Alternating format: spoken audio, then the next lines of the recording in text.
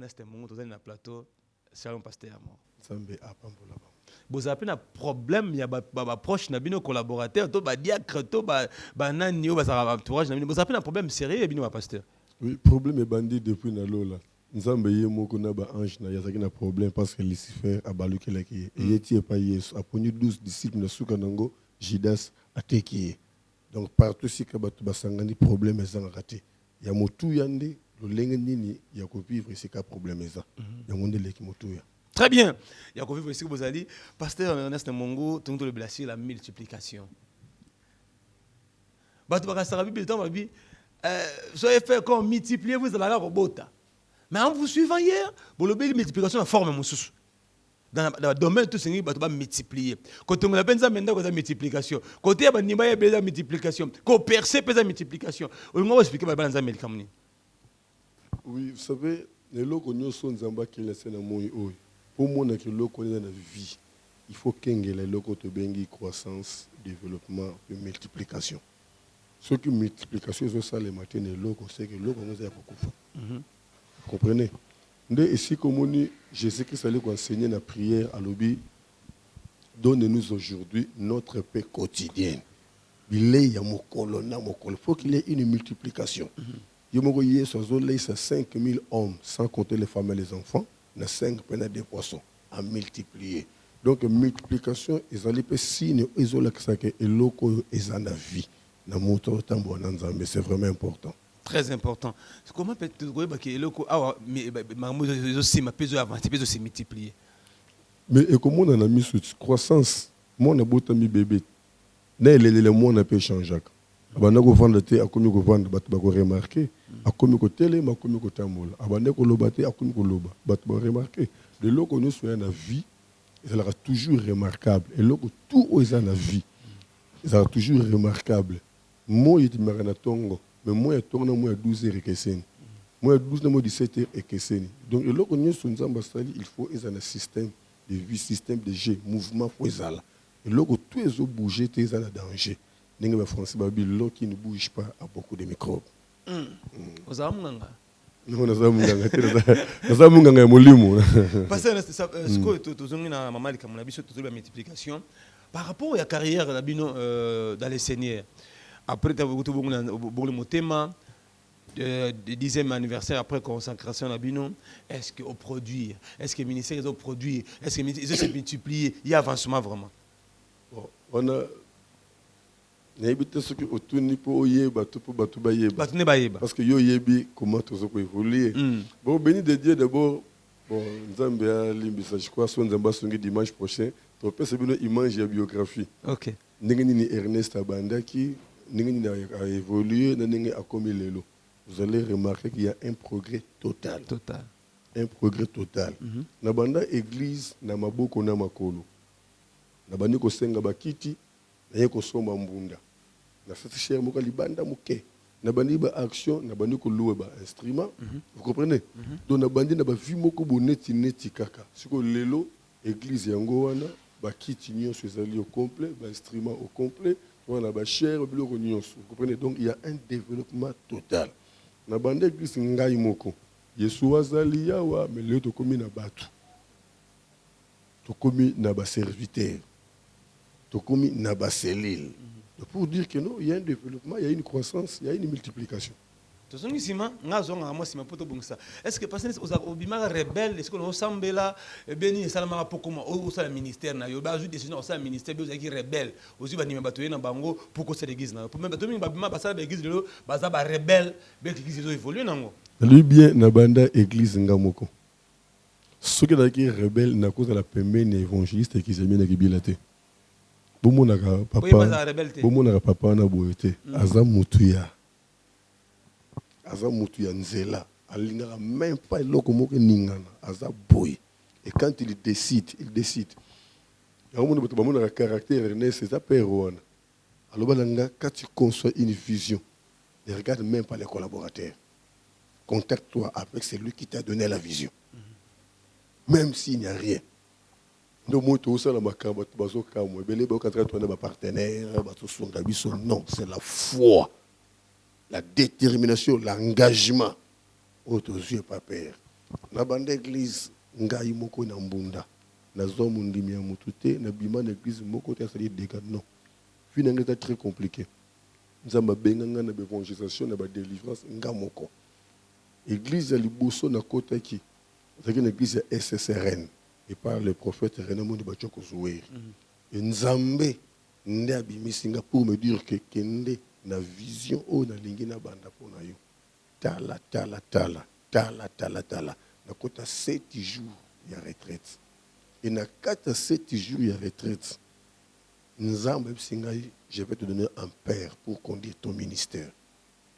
De tu côté magana uzana perte dans ce pesa yo biographie na ngai bien na botama na sana na papa te témoignage na ngai za ko lukate so boke malgré quand c'était pas balongwa mais dans le documentaire na sali balakisi bisika nyoso na banda musala na botama na nzambe abenga ngai na onction moko ya kobondela pona batu na onction moko ya kobanda musala na nzambe batu bancourageaka ngai c'était les pasteurs Nankomo abisinga na moni grâce moko makasi pa na yo banda musala na bandi musala ka ngulu zel telemele kaki na koti ba cours biblique ben cité biblique tangu na ye ko banda penza musala nzambe bisinga yo ozana ebandeli na ko zo orientation et pas ya prophète René Mundi Bachoko azo ndangai c'est un père que je respecte beaucoup na kotaka et pas prophète René Mundi Bachoko na lettre ya adhésion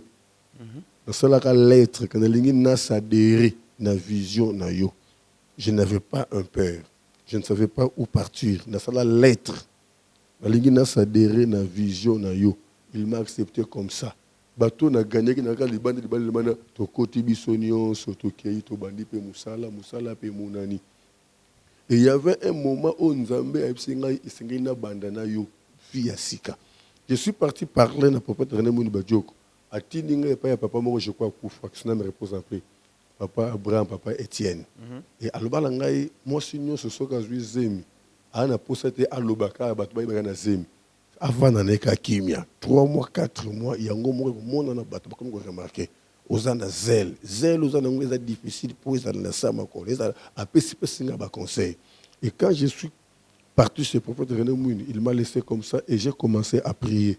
Quand Dieu m'a montré l'évangile qu'ils aiment na Kibila, je suis parti au Lukaye. Tala kaka papa ndengwana. Aibsika nzamba tini yo epai nanga. Yo uti wapi pour nzamba tindo pananga.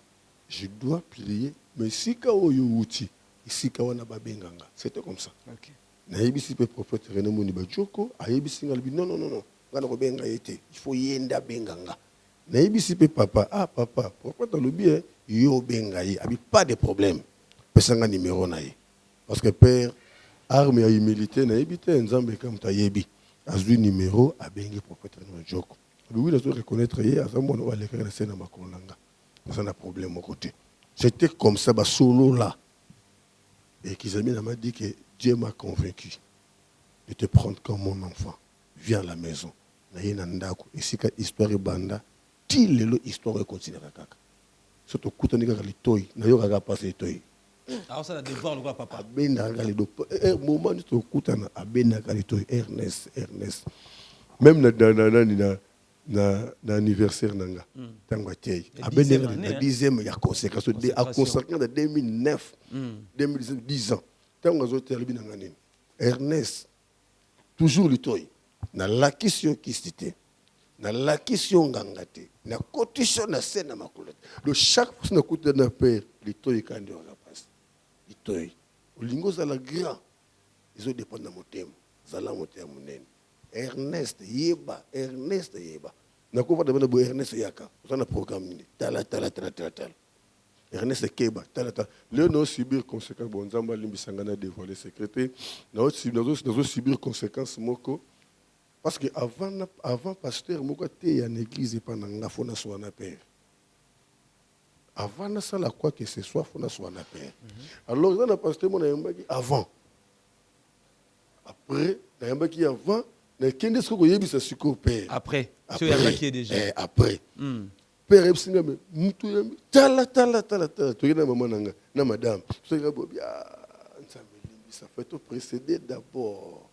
et il y a subir des conséquences. La raison pour laquelle je ne fais rien, même dans le discours de l'Obaki, je ne fais rien sans passer sous le contrôle de mon père. Okay. C'est comme ça que je vis avec mon père. Ils ont évolué, madame. C'est comme ça que je vis avec mon père. Je ne fais rien sans que les Canadiens m'aient Kibila. Je ne fais rien. Programme news, quoi que ce soit, il faut que les Canadiens m'aient. Et c'est pas un programme où il y a Peksa Kangai, où il y a ça laisse la tiki. Merci beaucoup. Je crois que vous avez déjà passé Ernest Mongou, donc un parcours vraiment évangélique. C'est quoi, pasteur Ernest? Pendant 10 ans, après consécration, il y a des difficultés de la maman Nzambe parce que nous avons des PTT. Nous avons facilité, nous avons des biki, nous avons des simbi, nous avons des difficultés, des blocages de la Nzambe. En réalité, la difficulté, pas c'est la difficulté, c'est la formation, c'est la enseignement. Parce que la Bible, elle a Deutéronome, chapitre 8. À partir du deuxième verset, au bout de Israël, ngai ne mutu na tambo si na désert, ngai ne mutu na yoki si bino nzala, makona bino evimbi, na sali yango pona te ya bino, na châtier bino nge papa châtier kabana ye. Vous comprenez? Le pas na biso difficulté, de formation pour que kembisa kondima na biso, pe ko pesa biso ce esprit à persévérance dans la foi. Donc c'est ça. Parce que nous avons difficulté boye. Diable a conseillé là. On a souffert qui prend comme non. Nous avons mis comme la a été. Après ça, on a formation. Alors là, autour de boxer, tant que ça rentre dans difficulté ni. On a passé. On se rapporte non. On a passé on a des forces naïe pour gagner compétition. Dans le sens où on a la difficulté. La après 10 ans, tout le monde a discours. Tout le monde a dit que pour voir qui d'abord le pas on va nous dindamai. Son boule bête était amouqué église d'Indi. Et tant que l'église d'Indi on a clôturé l'église na babache. Babache nyo se dindi, ba mo itango ezoya babache kambu et pasuki. Dans la banda église nengo na babache katana ba rideau et pasuka ne ba difficulté. Et difficulté ma casse tant ba teka ki lupangu ya église. Cela qui humilié on dirait toi na nzambe te. Quand c'est bien que to tonga na bisote. Kaka moi ngar to tie batol to clôturer babache pembeni. Liboso ka polele.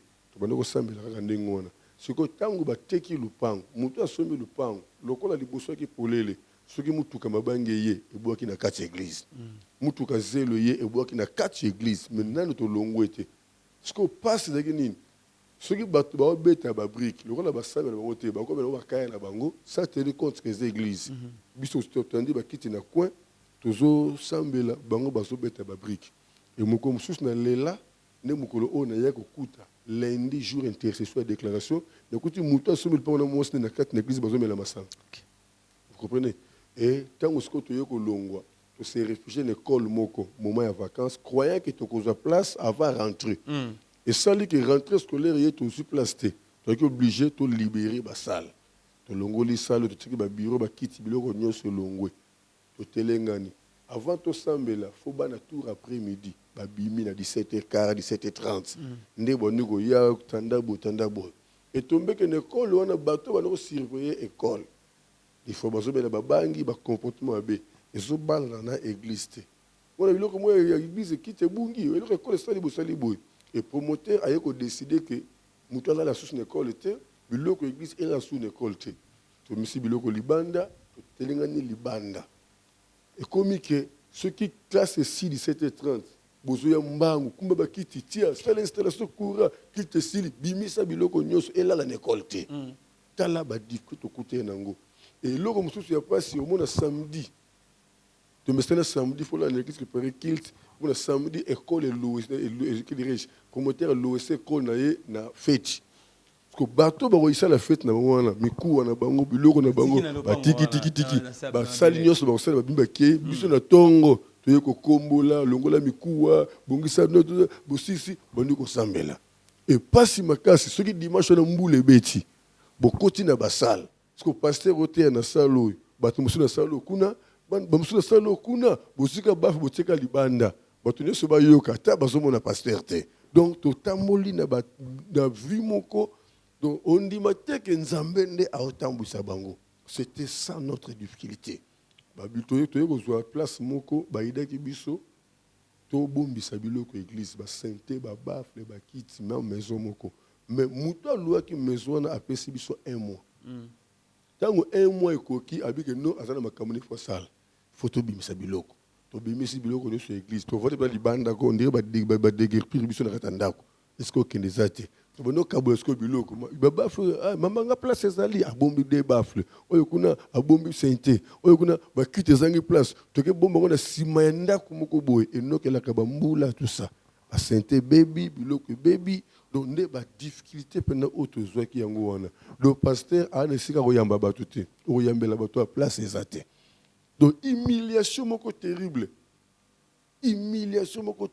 et batu comme ko critiquer moni ba aventurier tani nzamba sukisi asidi nenga za wana ale kutuna mbongo ya garantie moni faut senga pardon so zo récolter likambu quelle humiliation na la tolo na sena kata zamba na lelela nzamba ebisinga Ernest bopanda kimia parmi bisika boluka ba boya bino na sika moko bakobenga bino na pamboli nzambe na bimi retraite na bengi bakambi nyonso réunion na ndako nanga po sika ezate na bengi bo na ndako nanga tala nzamba bino nga boye tala boye to persévérer dans la foi nzamba sali grâce esika toza ba benga biso peka bango moko est-ce que totongi mwangara wana tokutaka machine moko fufu na coin et liboso nyonso na bilanga matembele le pona ko battre la discipline place nzambe to senga ki bango bakate la biso ma place mokie malike to ko futela mais to tungango po to la indépendant na lopango nde to tongi mwa angara wana o to zati lelo to futela et to liko évoluer normal tala bitumbo to leki na 10 ans de consécration. Merci beaucoup. Angar théorie de l'église à munene so ki kuna na kitambo anala vers le drop au comme on église à munene révérend Ernest Mongo. Ni ne rasira ki utango bani ministère ki anaza pitana nzambe. Ki nzambe ndamna tindinga.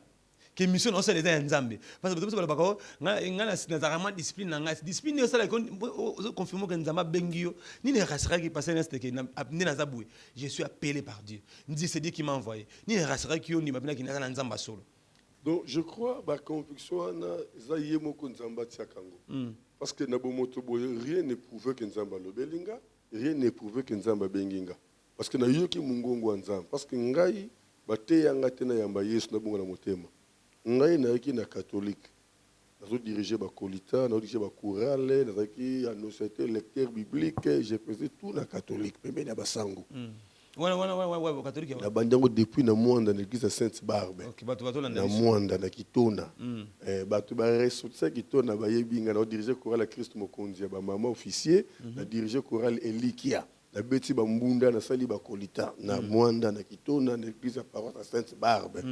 Tant que tu es awa, na kati na l'église de réveil, nazaki musicien. OK. Oh, musicien. Très bien, oui, le solo. Ya. Koyemba. Aussi malisango. Koyemba na l'église de réveil, na yemba na ASC, église du Christ au Congo, je crois, na Kimbangu, na yemba na Mopono, na bosse kombo église ngo, na yemba na Monga Fula. Voilà, tu es musicien hein? Tu es musicien, na yemba na Monga Fula na église ma bannière. Pasteur Akufa que son nom repose un peu pasteur qui senda na yemba na orchestre moko privé na monga fula papa mwana benga ye vieux seigneur je crois na yemba pe kuna tokota na studio meko ba série wana ba musique mukili ya nzambe de gutata ya mukili ndamote te na yemba mwate et sikoyo tango na koyemba nde frère moko azaki na paroisse ya catholique apa na biso na saint nango awa na kitambo wana na boseli kombo Saint na kitambo wana kaka sikoyo frère mogo andaki azaki na bilenga mwinda etombe ke bazako fêter 25 ans ya bilenga mwinda de Saint François de Salé voilà parce que kitambo na biso Saint François na biso voilà on bayambala baya Antoine tout ça do baya frère voilà komba kala baya Antoine bayambala Clem Mavungu baseri wana sikoyo que dirais-je na paroisse wana mwana moko ya bilenga mwinda wana tango bazo fêter 25 ans ya bilenga mwinda bazaki na chorale te so ayebenga ki na kisha ba chorale catholique ayoko proposer nga wana koto na musicien ya mokili na so ya pardon ya nzambe ba louange pona ma kasi na kotinda louange so nga tindi louange obinité lokuta il faut bina kubwaka ba cri tout ça atalaku ayoko solliciter nga nde na yo kota siko bilenge ya mwinda na catholique na paroisse ya Saint-François de Salé na Kitambo na Kitambo d'accord nde na formé siko chorale ya bilenge ya mwinda. OK. Et na kata chorale ya bilenge ya mwinda paroisse ya Saint-François de Salé ezali yako dijaka doyenné za doyenné eza da 10 paroisses où ezo ko kamba ko contrôle je crois. Et na 10 paroisses wana il fallait que 10 chorales et ça la concours et chorale on a format qui est maki 3e ezaki 3e histoire c'est que nzembo moko boye na losambo la biso topesi merci tu as besoin de nzembo pona mbula ya sika tosengi mingi te na tata nzambe tolingi totosa principe na biso tata nanana donc na kati na bilenga mwinda na opesa ba conseil na to diriger bilenga mwinda nde na ye ko lota siku ndoto na bandaka na ndoto appel nanga. OK. Na loti ndoto na mwinda o diriger l'église catholique chorale nene mais grand frère nanga ta étranger na moni na zongi na kutu siku grand frère nanga ayebsenga esiko uti kozonga susuté nga siko na sutuki na uti na église catholique na zoyembisa na zonga susuté likolo banini e bani kotungisa nga ne par rapport na lali na lotu siko ngongo elobi nga Ernest Telema Ephésiens 2:1-10 Philippiens 2:12-14 c'était ça mon appel. Nani beninga nani na bani koluka bible za wa na luki bible bani kotanga otalaki mokufi na masumu na yo na sekisi yo na bolingo nanga c'est moi qui produis en toi le vouloir et le faire donc servir avec tremblement avec crainte sans murmure ni hésitation surtout tabandi ko prier wala pe ko samira ndenge wala ndika ko bondela wala to lenga nzambe nina ndiko bondela donc pongi yibinga nde na ye ko lota ndoto na simbi 5 maki nazo tambo na nzela moko ekwei na tali ekwei na continuer epanzani ya mibale ekwei na tali na continuer na yoki kaka la même voix eyebisi ngai oyo etikali batele yango malamu na sotoki nakomi kobanga nani azolobelanga wana yembaka nzambe te na tongo na bandi kotambola kotuna bato baexplication. Il y avait un pasteur Sylvain, je crois que c'est comme on a eu. C'est un moine, Maki wana 5 DK, c'est qu'ils ont ministère. Donc, vous avez 5 ministères, mais nous avons longo limi balé. Vous avez 3 ministères. Vous avez musala nzambe, keba conseil bandaki wana. Na butu musu na lali, ndene yeko lota ndoto baleksinga e balé moko nene. Na moni nyama moko mukie abimi na kati ne balé, azo tambola.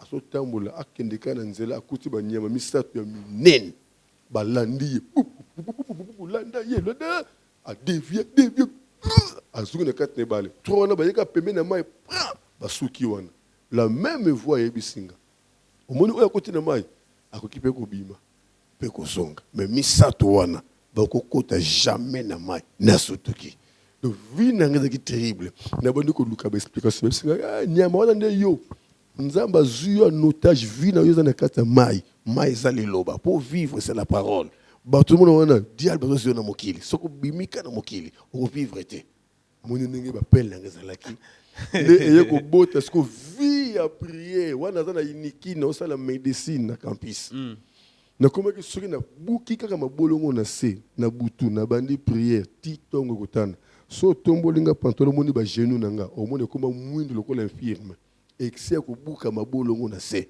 nesika vie ya prière et banda à partir ya année wana na 1999 ti lelo vie on est la te ndozo mona na comment livre sur la prière avant la bande église comment prier d'une façon biblique pour obtenir des résultats donc na botami na vie wana ya prière yango lelo bato batuna yango pasteur ne sa lalaka yango apemaka yango aliaka do vie nangeza vie wana ya prière ti lelo na messa na vie wana tala esika parcours na bandaki na 1999 tango zele leki na komi na ken église moko boyi na kataka STP il y avait une église au la matinale nga na koma so na prier na ndako na 0 heure par an so 3 heures beti na bimi na kesiko na église wana na boki mabolongo na bandi prière ti 5 heures koki na lamuki na tandi bakiti na 6 ko tanda ba kit na bandi ko lamusa bato pour na matinal na 6 ko lamusa bato na ki ko lamusa siko pasteur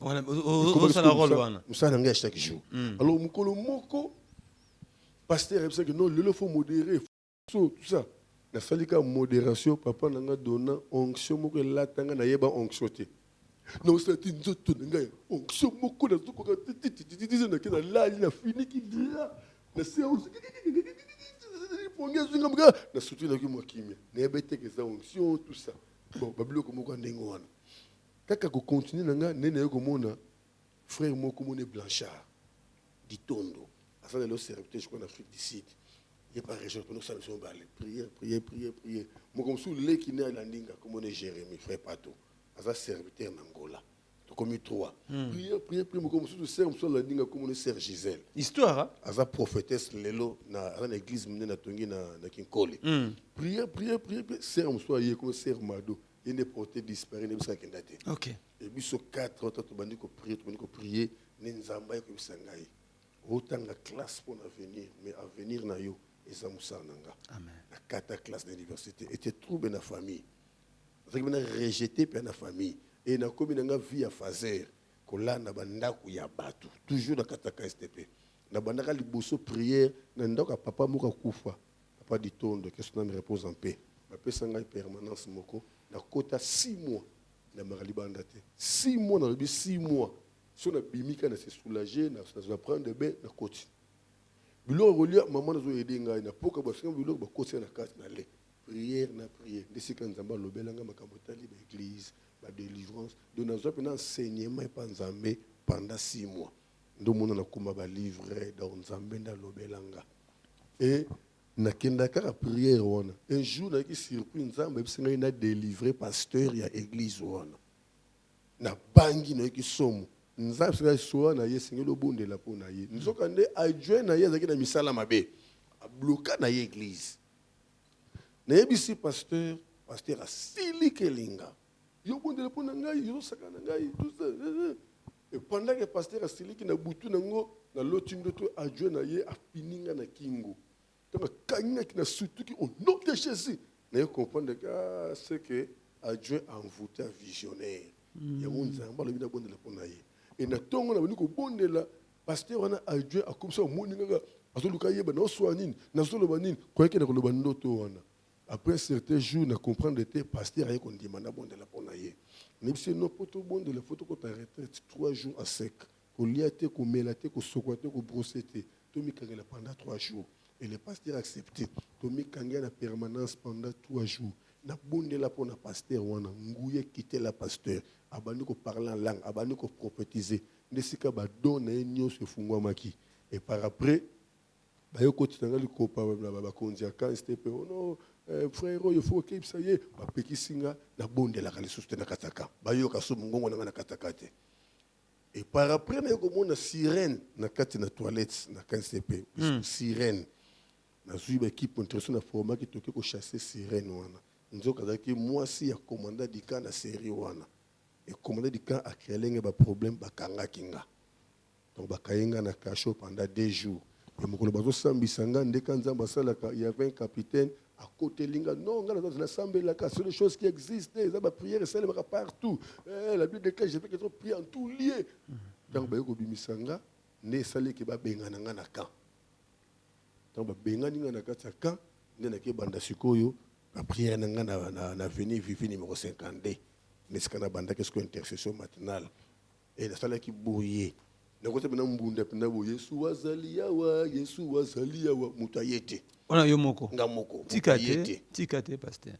sikoyo place on ma bezani likola pomba bazo leka ngana sans état manga siko ba cri frère digal ezate frère kanga digal ba mbwa kela ba jeto na lembate siko mukolo ka pasi na obila Yesu wazali awo na soka boy baleki nanga mibale baye ba pasi bakoti bavandi siko nota na kote baleki nanga nini Yesu wazali awa Yesu ndeko kweka ta deba ko bakisama ebi ba yate ti RSila na pesi baleki nanga conseil ba to ba seka comme si moi chance pour moi 2-3 baye na santé na commune na suka na keluka conseil pa maman nanga question na réponse en paix maman Germaine Libambu ayebisi ngai mwana na ngai soki oza convaincu ke nzambe nde moto abenga yo ata bato baza te beta mbunda na yo yemba bondela prière na yo eza nkona ezolonama mpo bato babotama.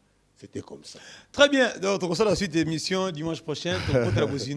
Avec les images à l'appui. Parce que question, nous sommes retournés à tout comme la source. Tant que le pasteur, aux offices évangélistes qui examinent la Kibila, Basima Bakisi. Pasteur, comment grand Basima moto. Parcours quand nous bêtis le solo. So bien passé aux ans à Kisi. Béton Bakiza va passer dans la Kisi. Bino, yo parcours na yo. On y marathon ni marathé qui va passer bazapel Bakisi.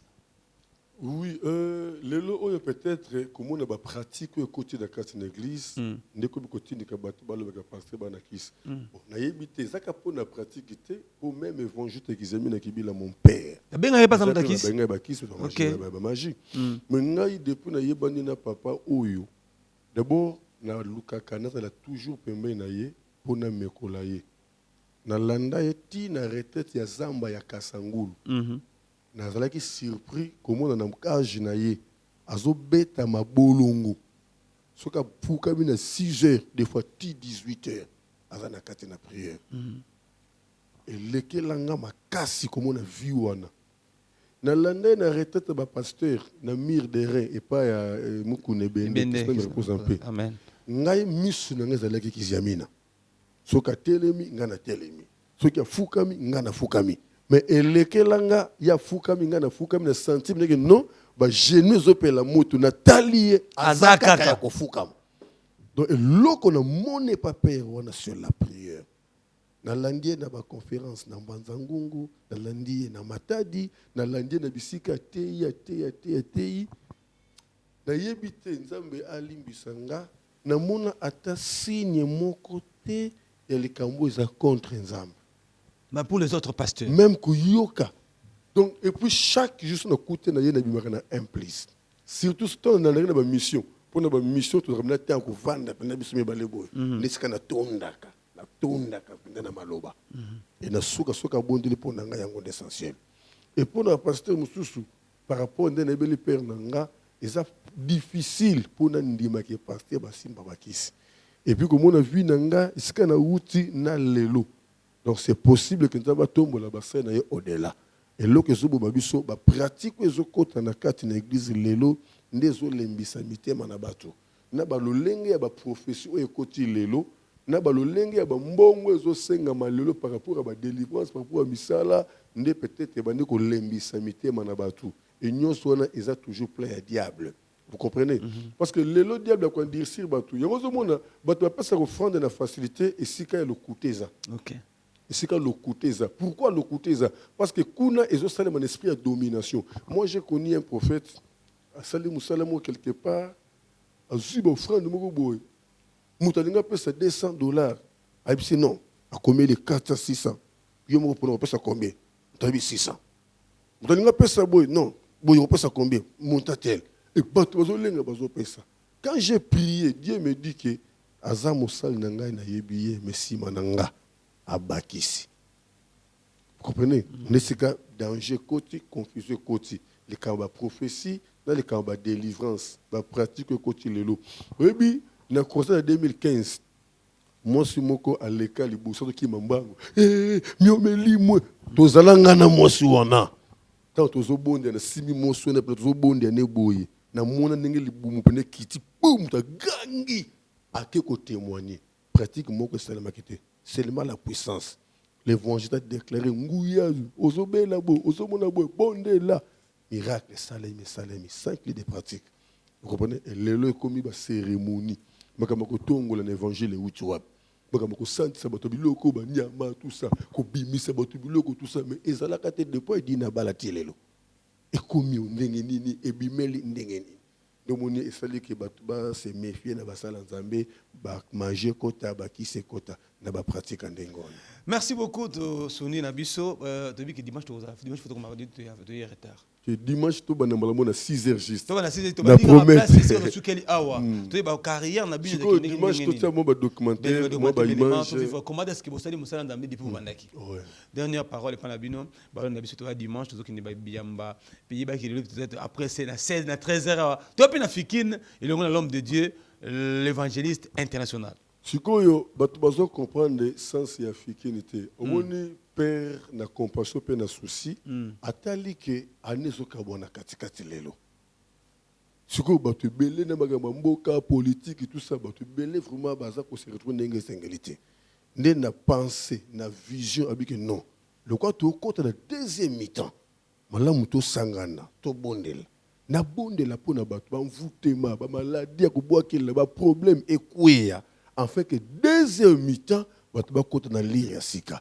Mon match de la retraite, mon premier mi-temps, je suis au temps, je mi-temps, je suis préparé, je suis concept, je suis à vitesse, ne tina ya prière ya fikine poto kota 6e mois o na vitesse mususu to kota 2e mi-temps na vitesse mususu ne moni ngai pe na bendi yango na butu de pas na biso pas na biso so quitte sili so quitte sili lelo kaka so quitte sili église ba yebi ba serviteur nyonso ba yebi que après culte d'être kabola ki équipe biso nyonso na fikine et na butu to zongi siko na béni de Dieu pour te préparer siko deuxième mi-temps.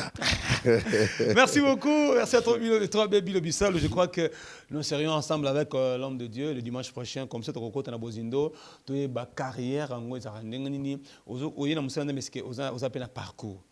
Donc ça a une église à Monica pasteur Bilo ba coopérer bien te il y a des tila banini à récupérer ban numéro 5 ko si bango passer à ndoki ana kisi ake ban église mais boki parcours à pasteur Ernest Mungu wa pe bandaki to pe se rendez-vous dimanche prochain même chaîne mais lelo à 13h biso banso to sundi na fikina. Vous avez mal mingi. Merci Naya Mami Bansembe, tengato yambaye vraiment RSA mo boulelo, to yambaye dimanche prochain à Outi Mombo Yaki, to pona kamwetali toujours HPE Jinunu, hygiène et la protection de l'enfant et Zoko Bakaka. To écoutez le dimanche même chaîne Zambé à Pamboli Bisson surtout. Merci notre Bilo Bisson, Balabatu Mama Brillante Makela. Quelle est l'église qui est au Sambela, tout ça dimanche.